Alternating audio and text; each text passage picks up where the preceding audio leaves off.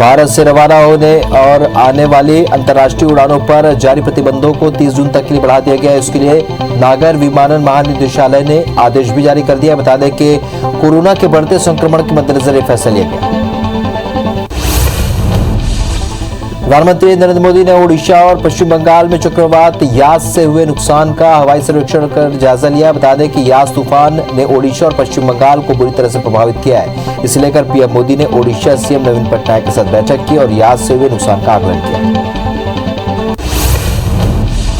यास तूफान ने ओडिशा और पश्चिम बंगाल को बुरी तरह से प्रभावित किया है। इस बीच पीएम मोदी ओडिशा पहुंचे और सीएम नवीन पटनायक के साथ यास से नुकसान का आकलन करने के लिए बैठक की। बैठक के बाद सीएम पटनायक ने कहा कि देश कोरोना के पीक पर है, इसलिए उन्होंने केंद्र पर बोझ डालने के लिए कोई अतिरिक्त तत्काल वित्तीय सहायता नहीं मांगी। बिहार में यास चक्रवात के चलते हुई बारिश के कारण हाजीपुर के सदर अस्पताल में जलभराव हो गया। सदर अस्पताल के उप अधीक्षक ने बताया कि पूरे अस्पताल में पानी भर गया है। इमरजेंसी वार्ड को उन्होंने ऊपरी मंजिल पर शिफ्ट कर दिया है। वहीं एक्सरे रूम, ऑपरेशन थिएटर और इमरजेंसी में भी पानी भरा हुआ है। बिहार के कटिहार में हुई भारी बारिश के बाद कई जगह जलभराव हुआ। यास तूफान भले ही पहले से कमजोर हो गया हो, लेकिन इसका असर इन दिनों बिहार में खूब देखने को मिल रहा है। बिहार के पटना और अन्य जिलों में यास के कारण भारी बारिश हो रही है, जिसकी वजह से कई जगह जलभराव की स्थिति निर्मित हो गई। केरल के मुख्यमंत्री पिनाराई विजयन ने पीएम नरेंद्र मोदी को पत्र लिखकर वैक्सीन आपूर्ति का अनुरोध किया है। उन्होंने पत्र के माध्यम से पीएम से मांग की है कि वैक्सीन की निरंतर आपूर्ति के लिए उपाय करें, ताकि केरल की टीकाकरण क्षमता की गति के अनुरूप वैक्सीन की आपूर्ति की जा सके। लगातार बढ़ते कोरोना संक्रमण को देखते हुए तमिलनाडु में लॉकडाउन को 7 जून सुबह 6 बजे तक के लिए बढ़ा दिया गया है। हालांकि लॉकडाउन के दौरान सुबह 7 बजे से शाम 6 बजे के बीच किराने के सामान की डिलीवरी की अनुमति होगी। वहीं बाकी सभी चीजों पर प्रतिबंध पहले की तरह जारी रहेगा। देश में कोरोना से बिगड़े हालातों को लेकर कांग्रेस के नेता राहुल गांधी मोदी सरकार पर उन्होंने हमला बोला। राहुल ने कहा कि दूसरी लहर के लिए प्रधानमंत्री मोदी जिम्मेदार है। भारत को दुनिया की फार्मेसी के तौर पर जाना जाता है, लेकिन मोदी सरकार के आपराधिक कुप्रबंधन और वैक्सीन की गड़बड़ियों से आम भारतीयों का जीवन खतरे में पड़ गया। राहुल ने कहा कि अब वक्त आ गया है कि झूठ, धुंधले पर्दे और अक्षम सरकार के दिखावे से आगे बढ़े। प्रधानमंत्री और सरकार से जवाब मांगा जाए कि जो कि अपने कर्तव्य भूल चुके हैं और उन्होंने जनता को उसके हाल पर छोड़ दिया। उन्होंने कहा कि सरकार वैक्सीनेशन की योजना को लेकर अपना कर्तव्य भूल चुकी है। राहुल गांधी ने आगे कहा कि अगर इसी रफ्तार से वैक्सीनेशन होता रहा तो कोरोना की तीसरी, चौथी और 5वीं लहर भी आएगी और वो इससे ज्यादा खतरनाक होगी। सरकार को अपनी वैक्सीनेशन रणनीति बदलने की जरूरत है। कोरोना के खिलाफ एक स्थायी समाधान वैक्सीनेशन ही है। कांग्रेस सांसद राहुल गांधी के आरोपों पर अब बीजेपी ने पलटवार किया है। राहुल गांधी ने कहा था कि देश में दूसरी लहर के लिए प्रधानमंत्री की नौटंकी जिम्मेदार है। इसका जवाब देते हुए केंद्रीय मंत्री प्रकाश जावड़ेकर ने कहा कि राहुल गांधी की नौटंकी जनता ने कब की बंद कर दी। कांग्रेस पर हमला करते हुए केंद्रीय मंत्री जावड़ेकर ने कहा कि राहुल जी, अगर आपको वैक्सीन की चिंता है तो पहले अपनी सरकार वाले राज्यों पर ध्यान दीजिए। राजस्थान में आए दिन रेप हो रहे हैं। हाल ही में एक एम्बुलेंस का इस्तेमाल रेप के लिए किया गया। एक महिला सांसद पर कांग्रेस के गुंडों ने हमला कर दिया। देश को उपदेश देने की बजाय अपने राज्य पर ध्यान दीजिए। प्रकाश जावड़ेकर ने कहा कि पहले तो कांग्रेस को वैक्सीन पर भरोसा नहीं था। कोवैक्सीन को लेकर आपने भ्रम फैलाया। राहुल जी, वैक्सीन का विरोध आपने किया। बीते साल से ही वैक्सीन तैयार हो गई थी। राहुल कहते हैं कि 2024 तक सभी को वैक्सीन लगेगी। हम कहते हैं इस साल के अंत तक सभी को टीका लग जाएगा। दिसंबर तक सबको वैक्सीन लग जाएगी। उत्तराखंड के पिथौरागढ़ में एसडीआरएफ ने मिसाल पेश की है। टीम ने एक 82 वर्षीय कोविड संक्रमित बुजुर्ग को 7 किलोमीटर उबड़-खाबड़ रास्ते को पार कराकर एम्बुलेंस तक पहुंचाया। दरअसल गांव तक सड़क नहीं होने से परेशानी हुई। दिल्ली के मुख्यमंत्री अरविंद केजरीवाल ने दिल्ली को धीरे धीरे अनलॉक करने का ऐलान कर दिया है। सीएम केजरीवाल ने कहा कि हम हफ्ते दर हफ्ते जनता के सुझावों और विशेषज्ञों की राय के आधार पर दिल्ली में धीरे धीरे लॉकडाउन खोलने की प्रक्रिया जारी रखेंगे, बशर्ते कोरोना फिर से न बढ़े। केंद्रीय संस्कृति और पर्यावरण मंत्री, पर्यटन मंत्री पर्यटन राज्य मंत्री प्रहलाद पटेल ने दिल्ली के मुख्यमंत्री अरविंद केजरीवाल पर तिरंगे का अपमान करने का आरोप लगाया है। पटेल ने केजरीवाल को चिट्ठी लिखकर आपत्ति जताई, साथ ही उपराज्यपाल अनिल बैजल को भी चिट्ठी की कॉपी भेजकर केजरीवाल की शिकायत की। उत्तर प्रदेश के मुख्यमंत्री योगी आदित्यनाथ ने लखनऊ में राज्यपाल आनंदीबेन पटेल के साथ वीडियो कॉन्फ्रेंसिंग के जरिए नवनिर्वाचित ग्राम प्रधानों के साथ बैठक की और इस दौरान उन्होंने कहा कि हम खुद को अच्छी स्थिति में लाने में सफल हुए। हम ऐसी स्थिति में हैं कि कोविड की दूसरी लहर को खत्म कर सकते हैं। डॉक्टर रेड्डीज लैब ने डीआरडीओ की 2DG एंटी कोविड-19 दवा के प्रति पाउच की कीमत 990 रुपए रखी है। सरकारी अस्पतालों, केंद्र और राज्य सरकार की ये दवा रियायती कीमत पर उपलब्ध कराई जाएगी। भारतीय स्वतंत्रता आंदोलन के सेनानी और नेता वीर सावरकर की आज जयंती है और इस खास अवसर पर प्रधानमंत्री नरेंद्र मोदी ने उन्हें याद किया। पीएम मोदी ने ट्वीट कर प्रखर राष्ट्रभक्त वीर सावरकर को नमन किया। दिल्ली हाईकोर्ट से पहलवान सुशील कुमार की मां की याचिका को ठुकरा दिया है। पहलवान सागर धनखड़ हत्या मामले में गिरफ्तार सुशील कुमार की मां ने हाईकोर्ट का दरवाजा खटखटाया था। उन्होंने कोर्ट से मामले पर मीडिया रिपोर्टिंग पर रोक लगाने की मांग की थी, लेकिन कोर्ट ने उनकी इस याचिका को खारिज कर दिया। एनसीबी ने एक्टर सुशांत सिंह राजपूत की मौत से जुड़े ड्रग्स मामले में सिद्धार्थ पिठानी को हैदराबाद से गिरफ्तार किया है। जानकारी के मुताबिक सुशांत को ड्रग्स मुहैया कराने के मामले में सिद्धार्थ पर आरोप लगे हैं। बता दें कि सुशांत के फ्लैटमेट रहे सिद्धार्थ को बीते साल जून में भी गिरफ्तार किया गया था। जम्मू कश्मीर के शोपियां जिले के गनपोरा इलाके में सुरक्षा बलों और आतंकवादियों के बीच मुठभेड़ हुई और इसकी पुष्टि जम्मू कश्मीर पुलिस ने की है। कोरोना कंट्रोल पर सीएम शिवराज सिंह एक्शन में दिखे। रायसेन और सीहोर में उन्होंने क्राइसिस मैनेजमेंट ग्रुप के साथ बैठक की और अधिकारी को निर्देश दिए। उन्होंने कहा कि बैंक और बाजार में भीड़ नहीं होनी चाहिए। शादी विवाह में सीमित संख्या में लोग पहुंचे, कोई भी आयोजन भीड़ में ना हो। राशन में कोई गड़बड़ी करे तो सीधे जेल जाओ।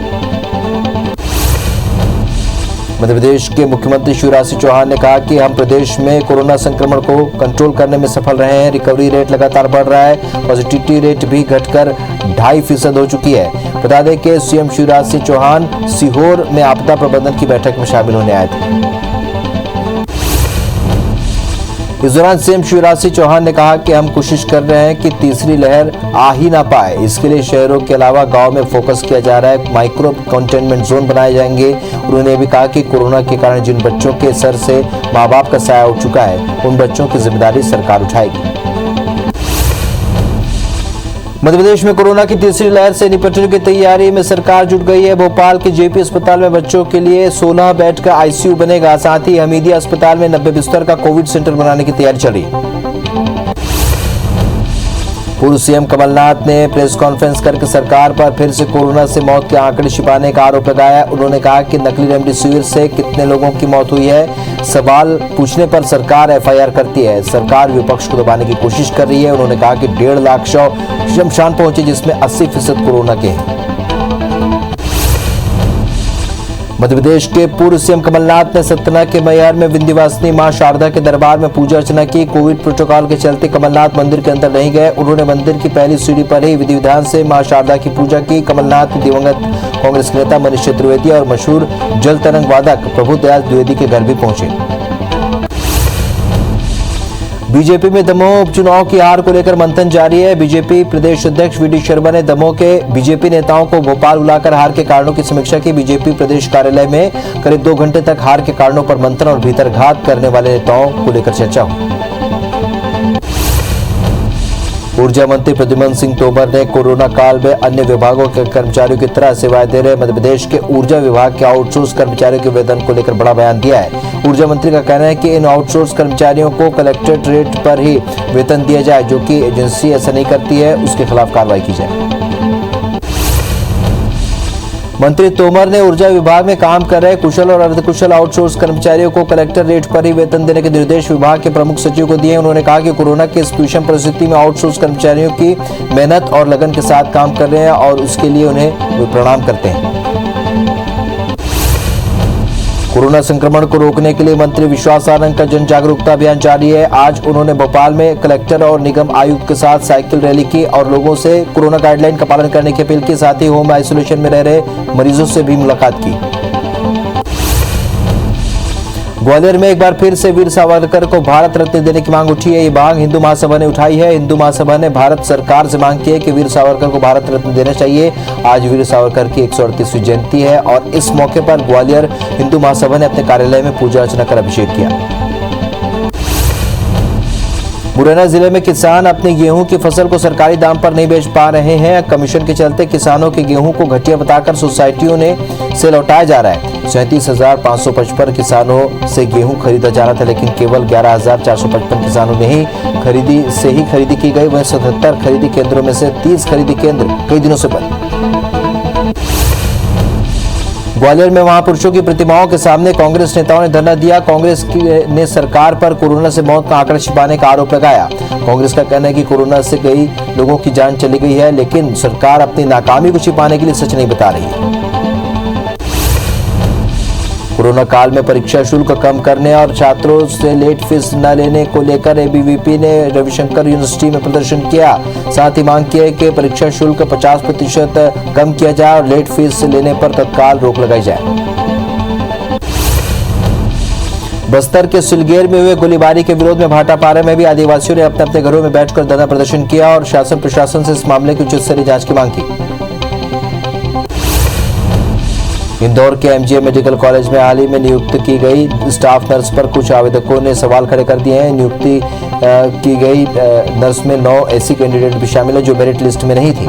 आवेदकों ने आरोप लगाया कि एमजीएम ने सरकारी कॉलेज से पास आउट नर्स को अधिक तवज्जो दी है। खंडवा कलेक्टर के पत्रकारों के साथ अभद्र और असंयत भाषा के खिलाफ प्रिंट और इलेक्ट्रॉनिक मीडिया के पत्रकारों ने एकजुट होकर मोर्चा खोल दिया है। पत्रकारों ने इंदौर संभागायुक्त को ज्ञापन सौंपकर कलेक्टर से माफी मांगने और उनके निलंबन की मांग की। बिलासपुर में मानसून की तैयारियों को लेकर निगम सरकार और विपक्ष आमने सामने आ गए हैं। विपक्ष मानसून की तैयारियों को लेकर निगम सरकार को कटघरे में खड़ा कर रहा है, वहीं निगम इसके लिए विपक्ष के 15 साल के कार्यकाल को जिम्मेदार बताने में लगा हुआ है। इन सब के बीच निगम अब जाकर टेंडर की प्रक्रिया शुरू कर रहा है। अन्य राज्यों से छत्तीसगढ़ में मजदूरों की लौटने का सिलसिला लगातार जारी है। 3 दर्जन से अधिक बसों में सवार होकर 795 मजदूर बलरामपुर जिले के धनवार बॉर्डर पर पहुंचे, जिनका कोविड प्रोटोकॉल के तहत टेस्ट किया गया। लेकिन अच्छी बात यह रही कि किसी भी मजदूर की कोरोना रिपोर्ट पॉजिटिव नहीं निकली, जिन्हें प्रशासन ने घर भेज दिया। पेंड्रा में IBS24 की खबर का असर हुआ है। सहायक आयुक्त के एस मसराम ने अपने आदेश को निरस्त कर दिया। सहायक आयुक्त ने टीकाकरण नहीं कराने पर कर्मचारियों के वेतन रोकने का आदेश दिया था। बलरामपुर में खेती के लिए अच्छी बारिश हुई है, लेकिन खाद और बीज नहीं मिलने से किसान परेशान है। खाद मिलने की आस में किसान सहकारी समिति में सुबह से ही पहुंच रहे, लेकिन समितियों से उन्हें सिर्फ निराशा ही हाथ लग रही है।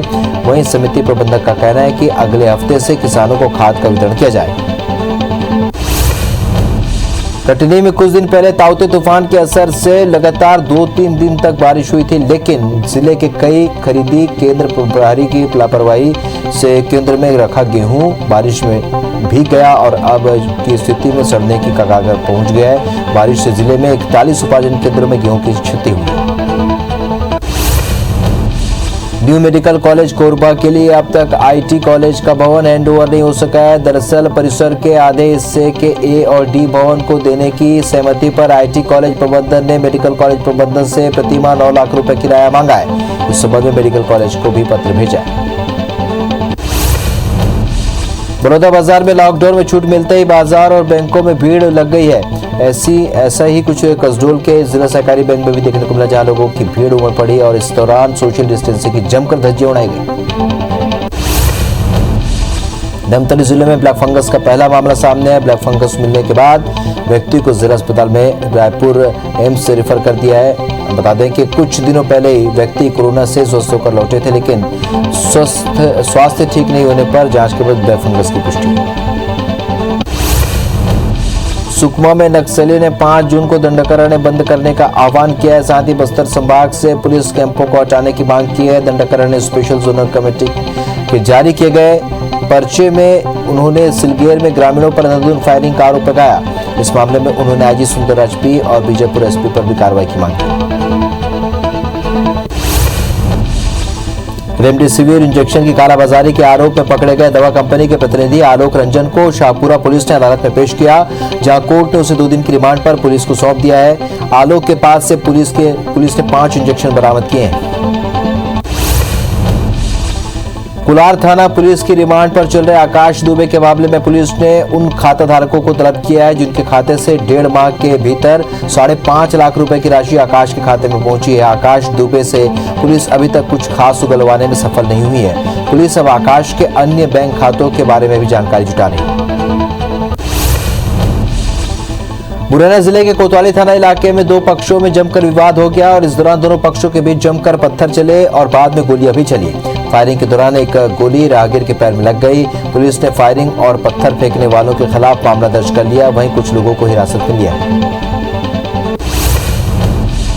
भोपाल के कुलार में हुई हत्या के मामले में पुलिस ने मृतक की भाभी और उसके 2 नाबालिग बेटा बेटी सहित एक पड़ोसी को गिरफ्तार किया है। पुलिस के मुताबिक 25 साल के मोहन मीणा की लाश घर के पास मिली थी, जिसकी लाश को जानवरों ने नोच लिया था। पुलिस मामले की जांच में थी।